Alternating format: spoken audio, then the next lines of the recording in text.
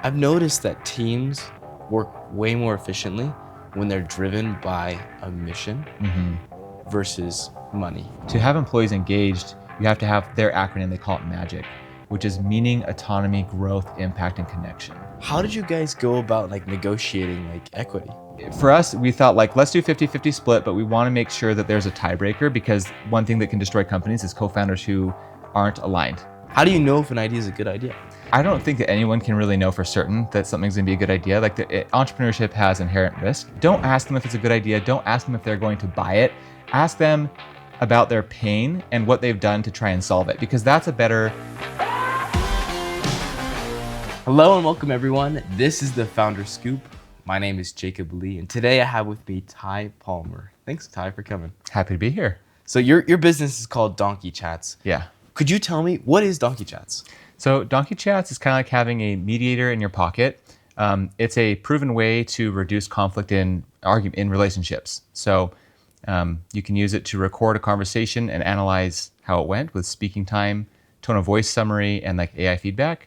Or you can do a text message analysis as well, and it'll give you feedback on if you're saying something that's stupid, or an ass statement, we call it. And it's trained by therapists. So it's not just your normal ChatGPT. We've got really good experts helping us communicate kinder in our relationships. Oh, really? How did you connect with these therapists? A lot of shaking trees and knocking doors. Yeah, trying to find the right ones. There's a lot of interest in it, but we want to make sure that we have the best professionals. So the one that we have right now, we have two, and they're from UVU. They do the marriage and family therapy program there. And so a lot of research. Our two therapists have clinics all over Utah, and so they're just really good people excited about what we're building. That's awesome. Yeah. I love it. Yeah. So Ty, tell me kind of about your journey as an entrepreneur. Did Yeah. you grow up in a household that was very entrepreneurial? I did actually. Yeah, my parents started a catering company that's still around today, and a mobile, it's called basically RVs and motorhomes for race car drivers. So it has the garage in it. So I grew up around entrepreneurship my whole life. The recession hit in 2008 and it threw off our whole everything, right? Businesses closed, we barely eked by. Same thing happened in COVID. But I've always kind of been expecting that kind of path for me too, and the resilience of just expecting bad weather, I guess. That's really cool. Those are some interesting ideas too. Did you go to school at all as well? I did, yeah. So I went to Utah Valley University. At the time, I was helping start a business, and so I was going to do entrepreneurship. My boss was like, "You're already doing this, just study something else." So I chose psychology and was going to be a therapist, and then I realized I'd be a terrible therapist. So I just enjoyed it. It was really fascinating. I love learning about personality and relationships. So it kind of came full circle. Yeah, it sounds like it really comes full circle with what you're doing now. Yeah, exactly. But earlier you mentioned that you started a couple other businesses. What was your first idea that you had? I lose count. So there was the catering business I helped a lot. I'm a part owner in now. Your parents' It's my parents' catering business. Well, after my mission, I started a translation company with a neighbor. I was the first employee there, and we grew it to $2 million in revenue in 2 years and 10 employees. And then I left that. That one's since sold for a good amount. And then I kind of had to convince my wife that entrepreneurship wasn't scary because she's pretty risk adverse. And so I had to kind of play a game of bigger and better, if you know what that is. Mm-hmm. So I started a tutoring company, made good money, and then moved into garden boxes, which is ironic. It's kind of weird, but basically found something on Etsy that looked cool. Yeah. And I just put a Facebook ad online, said I can make these $500 a piece. And then people bought them, and I go, "Oh crap, I have to actually make this." So then I learned how to make them. So you learned how to do pre-selling. Yeah, exactly. Well. Yeah, and that's how actually I've tested most of my business ideas. Is if it's a product, I just put a ad on Facebook and wait for people to buy it. And if they don't, I change the wording, change the images. And so, anyways, I got that money, and I started a virtual reality company for corporate events, mostly because I wanted to buy a headset, but I didn't want to have to pay. Yeah. So I had that, and that's still going today. It's called Sherpa VR. We just rebranded. And so then, what exactly is a virtual reality business? Yeah, so basically anything virtual reality we do. So we do a lot of corporate events for catering companies, Adobe did their Christmas party one time, or Podium, and just bring staff and TVs and virtual reality and lighting so that they can have this arcade experience at the party. Huh. We also do some software development and like testing for people that want to like build an application. We can provide the logistics of getting those devices out. Wow. Yeah. Are you still really involved in that company? Not really. It's kind of a really good side hustle for me. There's not a ton of demand, but we've been around 5 years now. And so we've kind of got our relationships with the catering companies for like these holiday parties that are coming up. And I have some staff that work those. So it's kind of more of like a side thing that employees run when it's like a weekend or evening, you know. What are some other businesses that you started? Those are the big ones. The ones that have failed, there's probably a longer list of that, right? Like I've dabbled, even this past year, I did a lot. Like I tried to start an internship kind of company to give people experience out of college or like people transitioning jobs, helping them work with a startup to get the experience they want. And then they move on to that role. It's something I personally did to get into product management. So I thought it would be good, but there's a lot of bureaucracy in that field and some kind of like unspoken regulation. I started a YouTube channel that after like 10 videos, I was like, I can't do this anymore. What was it about? It was about product management. It was nice. basically about what I was trying to build a business of, get your own experience through a startup and then apply to these jobs. But it just, I kind of like lost the zeal to do it. It's a long grind. Yeah. So what do you do to like identify a good idea? I know you said the process of validating it is you find it and then you put it on Facebook as an ad. Yeah. How do you know if an idea is a good idea? I mean, I don't think that anyone can really know for certain that something's going to be a good idea. Like entrepreneurship has inherent risk, but there are certain ways that you can mitigate that risk. So if it's a product, I like trying to pre-sell it on Facebook Marketplace. Kickstarter is kind of inherently a good way to test a product, but it does take some effort and time. For service businesses, surveys are great. User interviews are essential, like going and talking to people who have this problem. A lot of people just think like, oh, I have this problem, so therefore everyone does. And we get really excited about our own ideas. Another really good one's called the landing page test. So you put up a site and you have a product that's hypothetically for sale, kind of like Facebook, and you see who gets there. You can put like $100 of Facebook ads and then just see who's going to click purchase. And if they do, you have someone that's going to want to buy your idea, buy your product. And do you fulfill on that, like at the beginning? No, they click purchase, then we take them to like, join our wait list, or sorry, we tricked you, but we say it nice, like, thank you for your interest. Here's for Donkey Chats, we did this actually. They clicked purchase and we said, thank you for your interest. Here's our wait list. And then here's a free demo that you can use. And so they could like still use the product like a pared down version. And then we would email them when we released. That's awesome. Yeah. I want to go back to what you mentioned about surveys. Sure. How do you get people to fill out surveys? I feel like that's kind of difficult thing is like everyone is kind of adverse to surveys. Well, everyone has a friend group and family group. You want to be careful with them because usually they'll tell you it's a good idea because they don't want to hurt your feelings, right? But Facebook, LinkedIn are a good place to start. I usually use like a gift card or an incentive, like a raffle, like $50 gift cards to complete this survey.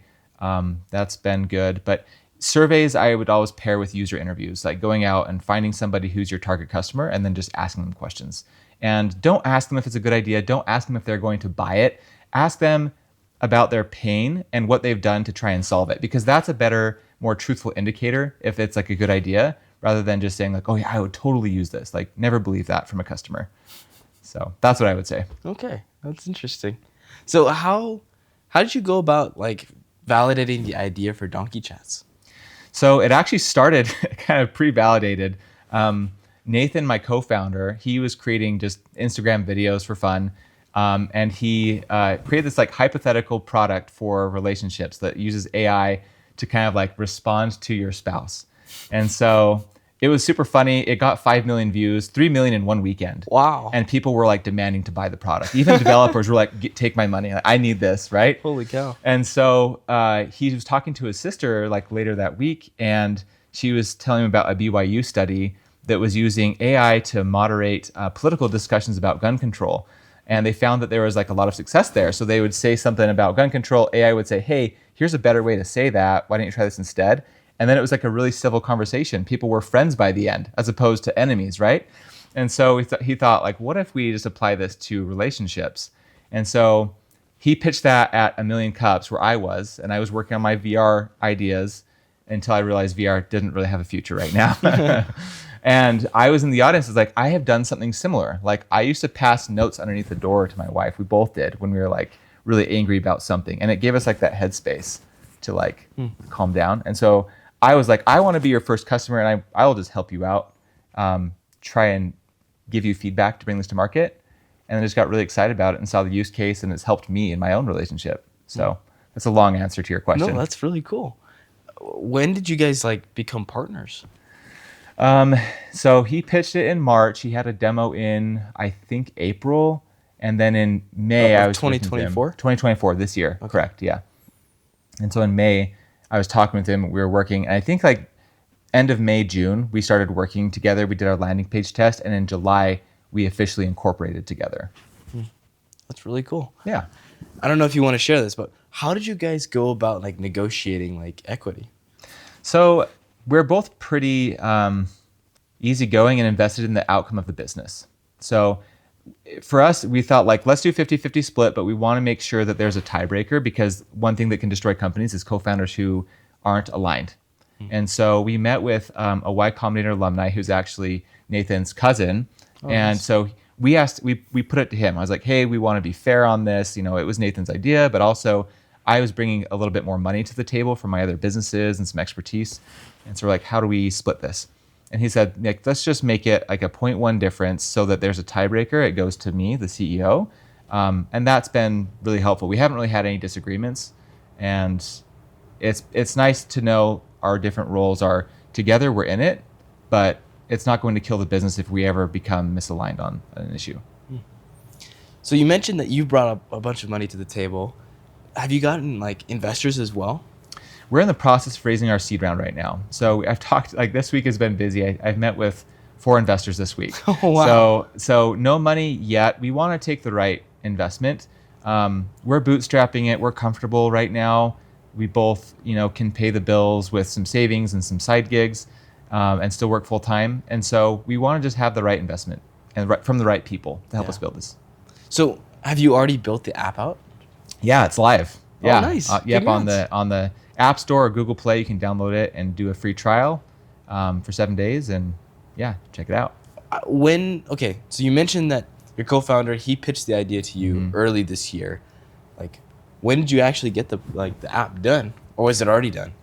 Yeah, so we started the app development in July, and then we released the beta version in August.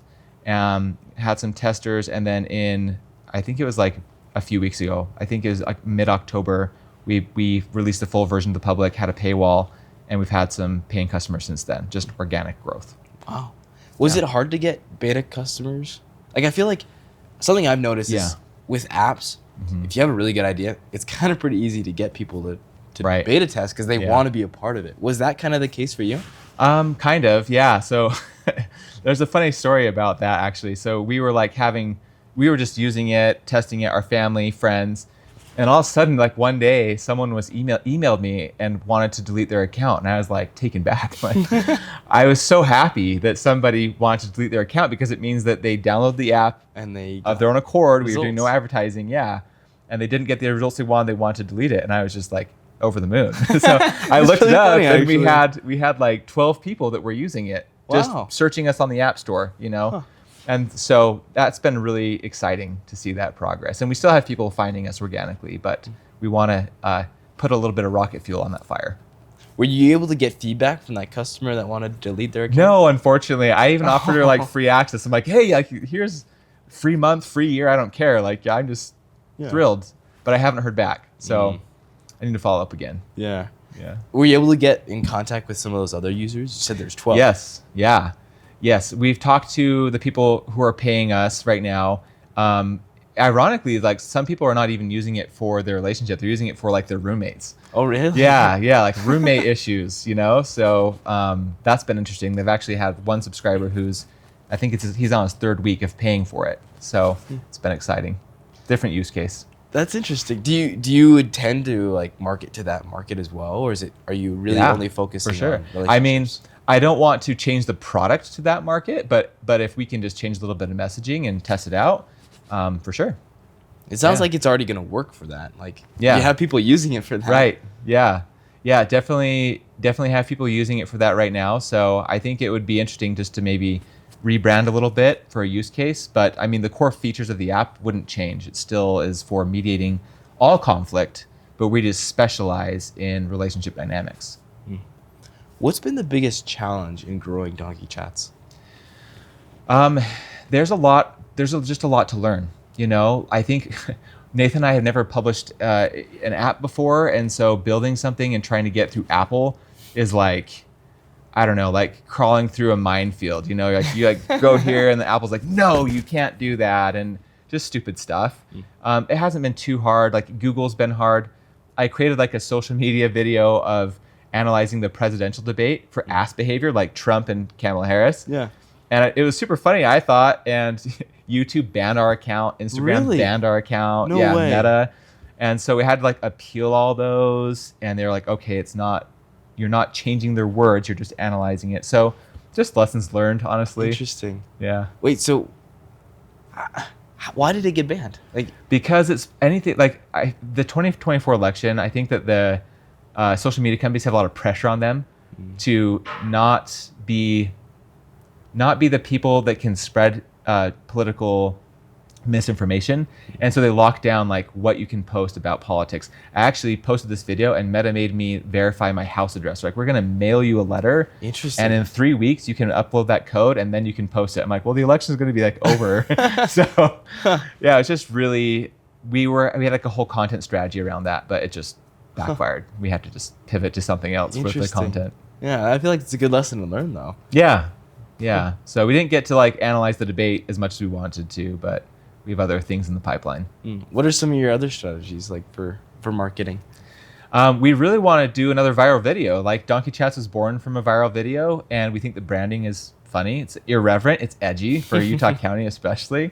But there are a lot of people out there like me who, you know, want to improve in their relationship. You know, they're tired of communicating poorly, or maybe their spouse is sensitive. And so we want to make some videos around that. You know, don't be the ass in your relationship. See if you're the ass in your relationship, stuff like that. I like it. That's cool. Yeah. Earlier you mentioned that like neither you or your co-founder have experience like building an app. Was it kind of intimidating to like go about starting this? Not too. I don't know. I guess maybe intimidating. I just love learning new things, honestly. Like that's, I think, what makes me the most excited about entrepreneurship and where I find the most fulfillment is it's never boring. Like there's always a new challenge. There's always something to learn. And then when you learn that, like you master it for next time. So maybe the next venture, I won't even make an app because I've already done that. I'll want to do something else. But yeah, so I don't know about intimidating, but a lot of lessons learned, I guess. What is your vision for the future with Donkey Chats? Do you intend to sell? Do you have an exit strategy? What's your plan? So we want Donkey Chats to be like Duolingo for kind communication. Like there are a lot of industries that have said, I want Donkey Chats for my teenager or for my autistic son or for co-parenting or for court mediation, business and HR. And we are focusing on counseling because we feel like there's the most pain right now in relationships. There's just like 65% of divorce is caused by poor communication. And therapy is seen as the only solution for that. The problem is 93% of people report lying to their therapist. Oh man. And so we sabotage our own solution to this like crisis. You know, divorce is expensive, it's painful. And so we really want to solve this problem for couples and for therapists, because therapists don't have the insights into what was said in an argument. And now they do. Like they know what's said at home. People act differently in therapy. And so now we can record and analyze that at home. But anyways, we start here and then we move out to HR, to autism, to other places, eventually where it's like a known tool to communicate kinder in your life. Yeah. So it sounds like you don't really intend to sell because you just want to be part of this movement. You have a mission to make life better for people. Yeah, I mean, I think selling I'm open to it, but I feel like entrepreneurs who get in a business to sell, I think they start with the wrong motive. Like, you need to be in the business to change something, to solve a problem, and be heads down on that mission, and offers will come. Like if you're doing this, like I'm just doing this to sell, I don't think your business is going to be built as reliably as if you're just trying to build an amazing company. I've noticed that teams work way more efficiently when they're driven by a mission versus money. Like that's one of the major problems I feel like startup companies have is they think, oh, I don't have enough money. I can't build. I can't scale yet. I need money. But if you align your business with a mission and you can build a team around that mission, your team is going to outperform any team that's motivated by their paychecks. Yeah, absolutely. I feel like, so I used to work at a management consulting company called DecisionWise. Great company, really good principles. One of the things they talk about is to have employees engaged, you have to have their acronym, they call it MAGIC, which is meaning, autonomy, growth, impact, and connection. And that is gospel truth for me. So I'm a believer. If I'm not working on something that I find meaningful or impactful, that I have some ability to grow, make friends and connections along the way, like it's not as fun. It's a little soul sucking. Yeah. And so I'm okay. Like Donkey Chats has a lot to learn and grow. Maybe we're not even at the right market, but the problem is real. Like the struggle is real. I've experienced it. I've gone to marriage therapy several times, and I'm an advocate of therapy, but it's a broken process. And I think a lot of people know that too. And they're just hopeless because they don't have a way to improve their relationship. And so I can't wait. We actually had one review. It says like this app has, I don't think this had saved my marriage. This app has improved my relationship. And I want to see millions of reviews of people saying this saved my relationship, saved my marriage. It improved my relationship with my daughter or my son or whoever else, my colleagues. Like that's meaningful work to me. Can you walk me through how you actually would use it? Like how can you get that result in your relationship? Yeah, so right now we have two ways that you can use it. You can set your phone down and push record on a conversation, and it's going to analyze for speaking time, emotions. We can detect 48 emotions in the voice by tone, timbre, cadence, rhythm, volume, stuff like that. Wow. We also have 35 therapeutic prompts that it screens for. So like what you're saying, criticism, stonewalling. And then we give you summaries on how you did. And the cool thing about Donkey Chats is AI is good at some things. One of those things is pattern recognition. So a therapist, you spend an hour with them and then you're done. You go home. Usually the first hour of therapy, you're just catching them up on a problem. But Donkey Chats is able to see patterns with AI. So if you're arguing at 9:30 at night or you're texting through Donkey Chats, it's going to say, hey, at 9:30 at night, you guys are more heated. Don't argue at 9:30 at night. Or it's going to say, you've had 4 conversations in Donkey Chats. We noticed in each 4, children come up. So I think you guys need to explore children a little bit more. And so it picks up patterns that even therapists can't recognize because they don't have enough time with them or they're not in like the home environment.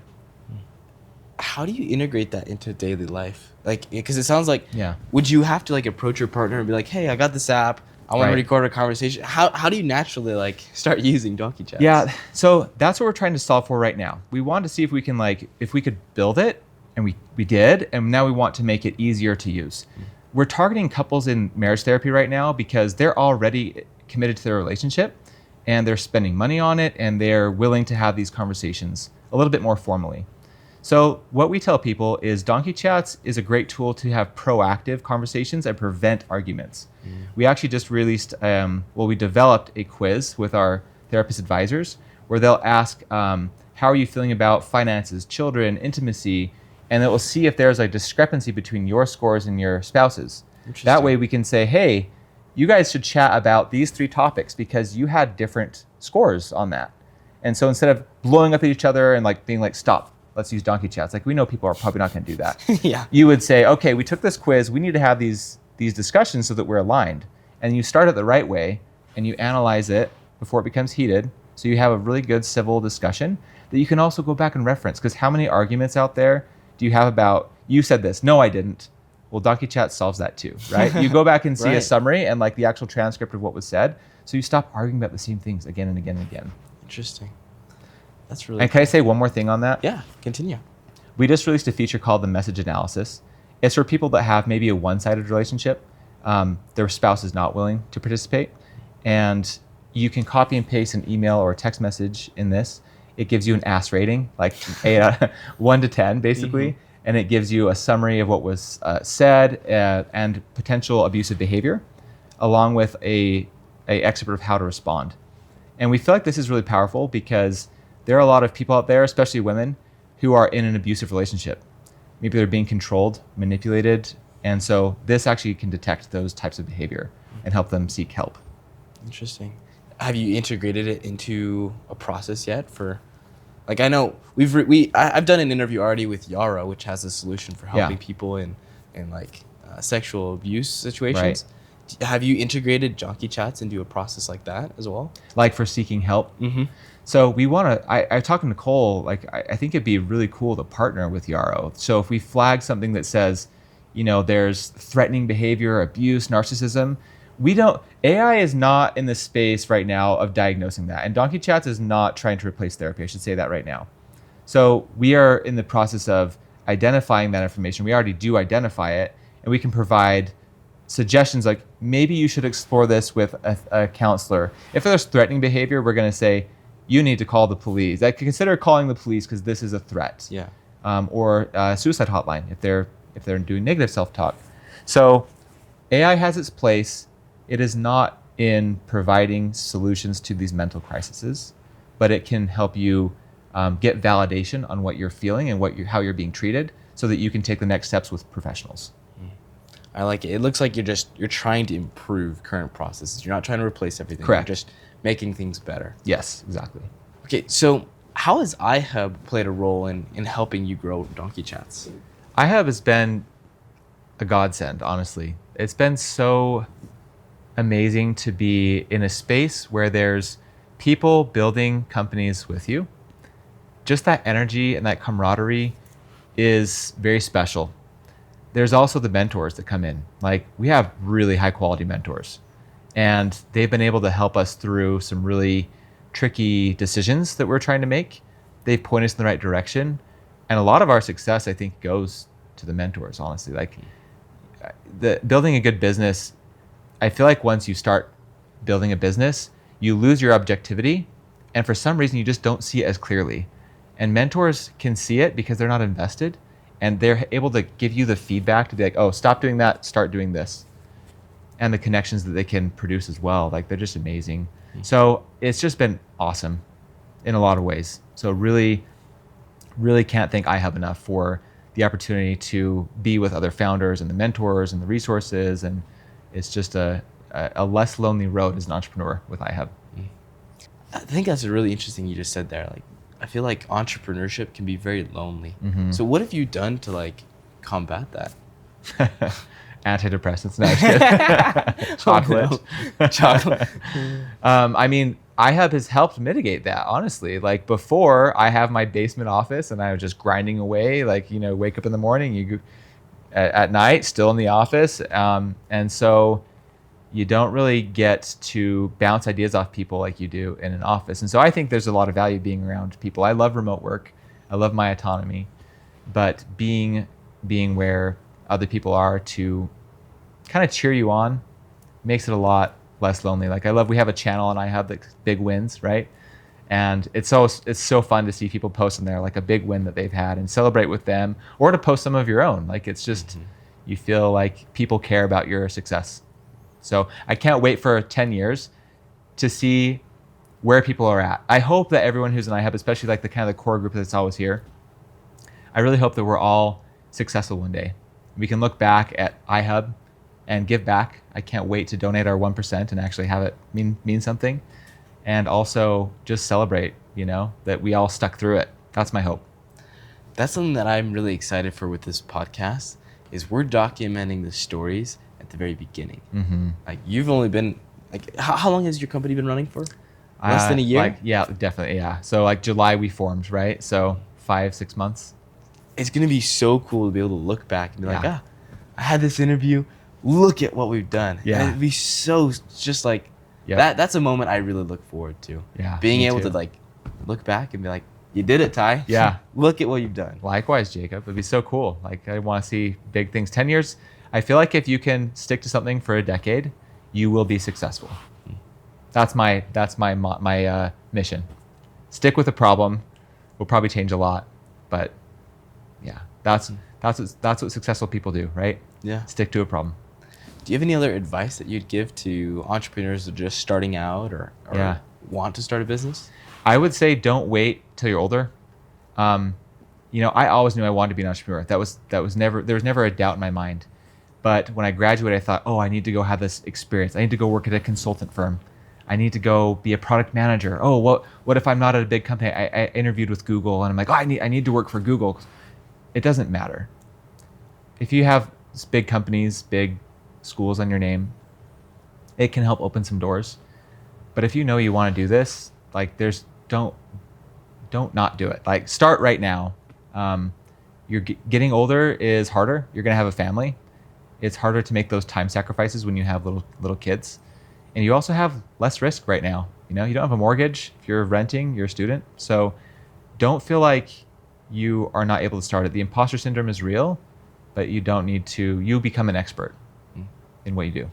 What have you done to kind of overcome imposter syndrome? I mean, I still battle with that sometimes. So like the fake it till you make it, I don't know. I've never really vibed with that, that phrase. I'm comfortable owning weaknesses. At least I think I am. And I really like asking people who know more than me. And usually when you're able to be vulnerable to somebody and say, hey, I don't know this as well as you do. Will you give me advice? People are happy to help. So just asking people who are smarter than you for help and being confident in what you do know. I feel like iHub really helps with that. For sure. We have a community, gives you support, and it will help you really overcome that feeling. Yeah, definitely. Well, Ty, where can people go to find out more about you and Donkey Chats? Yeah, just download us on the App Store, Donkey Chats. You can also visit our website, it's donkeychats.com. Don't be offended if you see the word ass there a lot. We have a funny scrolling header you'll have to check out if it's still there when you listen to this podcast. But yeah, download the app, try it out. You can email me, ty@donkeychats.com. Love to hear from people, and LinkedIn, of course. So stay tuned, more to come. I love it. Well, Ty, thank you for coming. Yeah. Everyone go download Donkey Chats. It's such a good idea, and I can't wait to see where it goes. Thank you so much. Really appreciate it.